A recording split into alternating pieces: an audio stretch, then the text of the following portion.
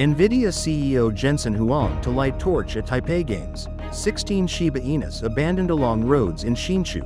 Chinese Douyin streamer filmed Taipei schoolchildren. Trump meets with Syrian president. Putin not on Kremlin list for Ukraine peace talks. UK and Germany to jointly develop 2,000 km range strike weapon. Gérard Depardieu convicted of sexual assault. Prototype designed to light up hidden breast cancers.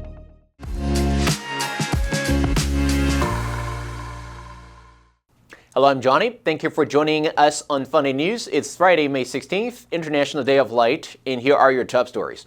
And for today's Taiwan News, Taipei Mayor's office announced NVIDIA CEO Jensen Huang will be the final torchbearer at the World Masters Games opening at Taipei Dome. Representing the tech world, Huang accepted the honor, showing his friendly persona. The collaboration was planned since last year, strengthening Taipei's ties with the global AI leader. 16 abandoned Shiba Inus were found across Hsinchu County, suspected to be dumped by a woman driving along rural roads. Authorities traced her via license plate. She faces a 415,000 NT$ fine for abandonment, lack of neutering, and no pet registration. The dogs will be available for adoption after legal procedures. Parents in Taipei's Minsan community reported a suspected Chinese Douyin live streamer filming schoolchildren without consent. The streamer ignored warnings until parents and volunteers threatened to call police. Similar uncensored videos have reportedly appeared on Douyin since last year, raising serious concerns about privacy and child safety in Taiwan. And in global news, Donald Trump has said his administration is now exploring the possibility of normalizing relations with Syria. His comments coming shortly after he met Syria's interim president, whose forces ended the decades-long dictatorship of the Assad family. The extraordinary encounter, unthinkable just months ago, was short but significant. Trump remarked about after his 37-minute meeting in Riyadh. I think he has got the potential. How did you find the Syrian president? Great. I think very good. Young, attractive guy, tough guy. You know, strong pass. Very strong pass fighter. The $10 million U.S. bounty on his head was only lifted in December. Video footage of their conversation in a lavish Saudi royal palace showed some initial awkwardness as they spoke through a translator. A beaming Saudi crown prince, Mohammed bin Salman, sat next to them. Turkish President Recep Tayyip Erdogan joined them by telephone. Trump acknowledged that it was these two leaders who had convinced him to lift the U.S.'s punishing sanctions on Syria. His sudden announcement on Tuesday night at a major U.S.-Saudi investment forum in Riyadh earned him a standing ovation. Russian President Vladimir Putin is not among the names listed by the Kremlin as attending peace talks on war in Ukraine in Istanbul on Thursday, despite calls from Ukraine's Volodymyr Zelensky for him to participate. Russia's delegation will instead be headed by presidential aide Vladimir Zelensky. Zelensky had previously said he would attend the talks and meet Putin in person if the Russian president agreed, adding that he would do everything possible to make the face-to-face meeting happen. According to media reports, U.S. President Donald Trump will also not attend, despite previously hinting that he would if Putin were present. Zelensky will be in the Turkish capital, Ankara, on Thursday to meet President Recep Tayyip Erdogan. He said he would join direct talks in Istanbul with Russia, but only if Putin also attended. Putin and Zelensky have not met in person since December 2019. Russia and Ukraine last held direct negotiations in March 2022 in Istanbul, shortly after Moscow launched its full-scale invasion of its neighbor.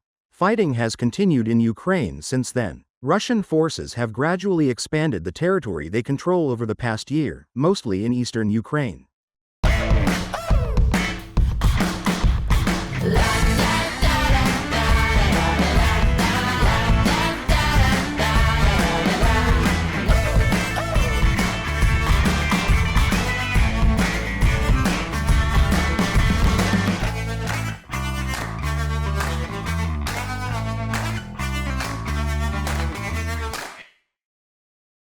The British government said on Thursday that the UK and Germany will jointly develop a new deep precision strike weapon with a range exceeding 2,000 kilometers, as Europe's two largest economies step up their defense cooperation. The project builds on a commitment made last year to develop new weapons when both countries signed a bilateral defense pact and emphasized the need for Europe to be able to defend itself against any escalation of the war in Ukraine. Since the signing of that deal, Donald Trump has won a U.S. presidential election and made clear that he expects Europe to take responsibility for its own security, triggering a scramble across the continent to boost domestic defense industries. British Defense Minister John Healey and his German counterpart, Boris Pistorius, will announce the new long-range weapon project at a meeting in Berlin. Healey said in a statement, "In a more dangerous world, NATO and European allies stand united. This partnership is helping us make defense an engine for growth, creating jobs, boosting skills, and driving investment across the UK and Germany." The statement did not provide further details on the project's timeline or budget. A Paris court on Tuesday found actor Gérard Depardieu guilty of sexual assault on a 2021 film set. The 76-year-old actor was convicted of groping a 54-year-old set dresser during the filming of The Green Shutters.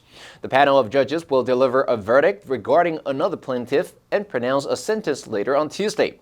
The case is widely seen as a key post, #MeToo test of how French society and its film industry address allegations of sexual misconduct involving prominent figures. Depardieu has denied the accusations. His long and storied career has made him a giant of French cinema.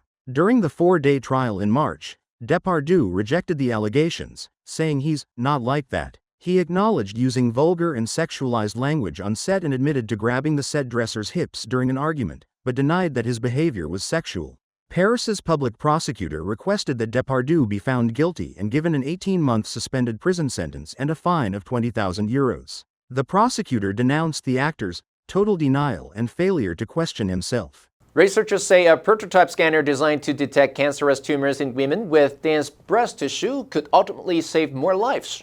Dense tissue appears white on mammograms, just like tumors, making them difficult to detect.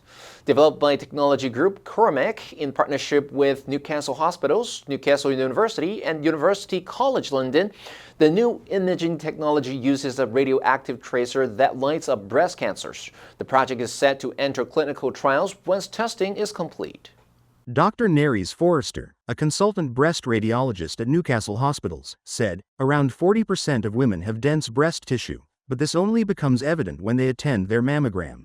She explained that it is usually not a cause for concern, as mammogram screening is effective, but women with dense breast tissue do have a slightly increased risk of getting breast cancer. When breasts are very dense, they appear white on a mammogram. This is often described as looking for a little white cloud in a cloudy sky.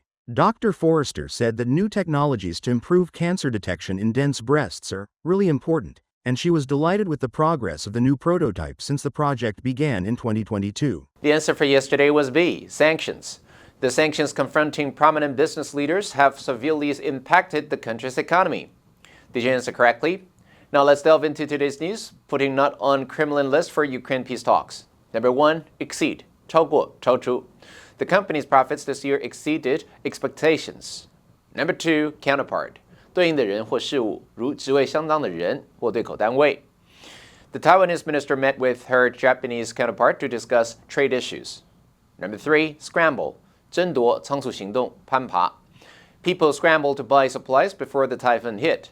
Next, we have a multiple choice question for everyone to practice. Which answer would you choose? You can write your answer in the comment section. The correct answer will be announced next week. The International Day of Light was started by UNESCO with the first celebration held in 2018. It is observed on May 16th, marking the anniversary of when American physicist and engineer Theodore Midnight successfully fired the first laser in 1960. The idea behind this day is to recognize how the study and technology of light have transformed the world as humans know it. And that's all for today's Funday News. Be sure to tune in to Funday News from Monday to Friday and click the link below to join Funday for free. I'm your host, Johnny Wu, and I'll see you next time.